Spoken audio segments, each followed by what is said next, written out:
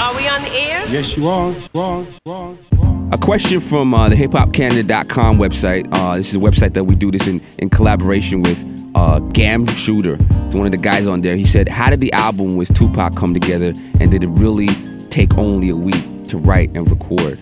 Pretty much. Yeah. Yup. I mean, it might have been a few more days that, you know what I'm saying, that went down, but we got the call from Tupac recording Helter Skelter's album, I believe, right? It was Helter Skelter's album in studio, and Pac called, and it was that simple. It really is that simple. Pac called the studio himself. You know, it was Pac on the phone. You know, we picked up, and you know, so you know, it's us and Pac on the phone, and he's like, "Yo, can you come out to LA and record for us?" And we said, "No problem." We did today, and he said, "Cool." And he sent the tickets out right away, and we went right away and went right to his house. Was there a relationship before that? How'd you guys meet? Well, Tech and Still had gave him, you know what I'm saying, acknowledgement on one of their albums.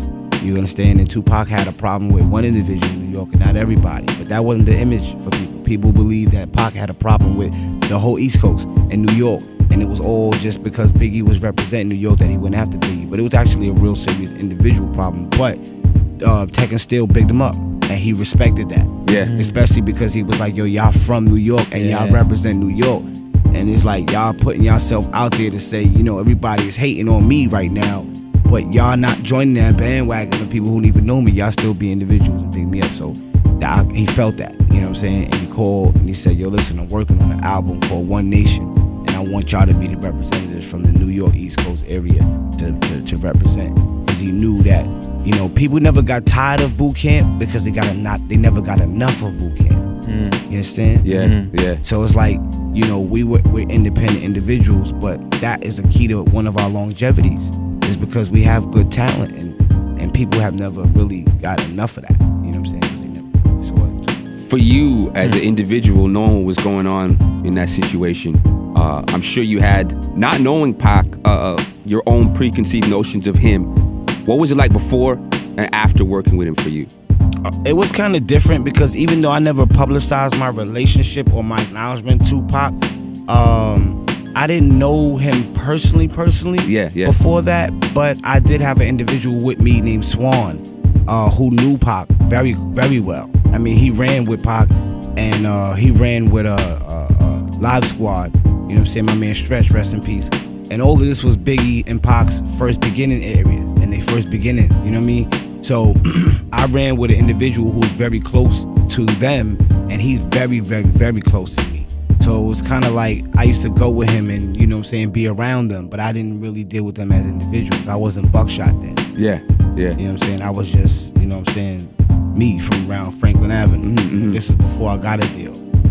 Yeah. Now, looking at that situation, you touched on the fact that for a lot of people, dude from New York, a group from New York already respected this Pac and Biggie situation, the media building that around it, the kind of flack that you probably were getting.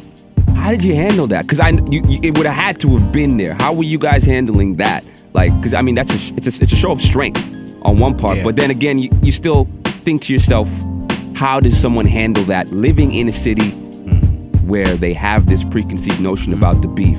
How are you guys dealing with that? Real recognize real. Yeah. You know, real recognize real. I think that people in our neighborhoods and people in other ghettos and other hoods or wherever you at, I think everybody will respect the fact that when you look at boot camp, you can see that they real dudes individually. You can feel them, and that's what we mean by real recognize real. So even though you would be probably in a rush to say something, your first instincts would be do the knowledge first, and let me ask questions, let me seek out before I just get on some yo F boot camp, or I ain't dealing with boot camp no more because, oh, y'all traitors, y'all with the West Coast now, and blah, blah, blah.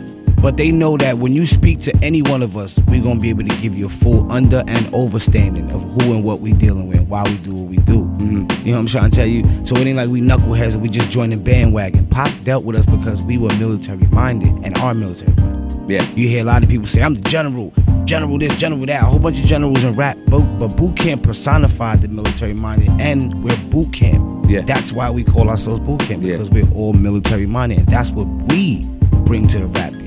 Is there anything that you think, looking at how after all those tragic events happened and how everyone just got this love for Pac, Do you think there's anything based on what you know about him that is constantly overlooked, that is important for people to get about him? A lot of people are one-track minded. So even though I could tell people Pac's ultimate goal was to unite all of us as one nation in hip-hop and music, period, people still just feel like he was just a dude that was like thug life on a threatening level, and everybody just like to see the negative aspect of things. 50 said on the one thing, the public love bloodshed. That's entertainment.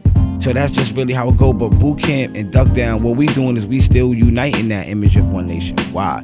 Because again, we are trendsetters. You understand? We are model for the majors.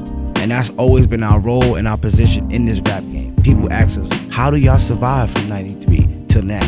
When so many other labels are gone, bankrupt, stressed out, fought against each other, dropped out.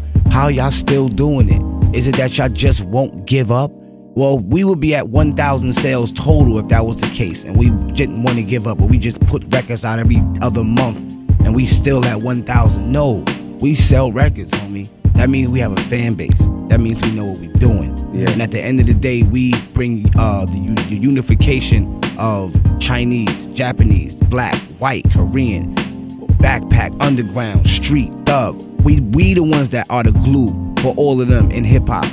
If they looking for a place to say, I want to be there, but I ain't no backpacker, or I want to be there, but I ain't no thug, we the representation that you could be who you are in the game. I hear that, man.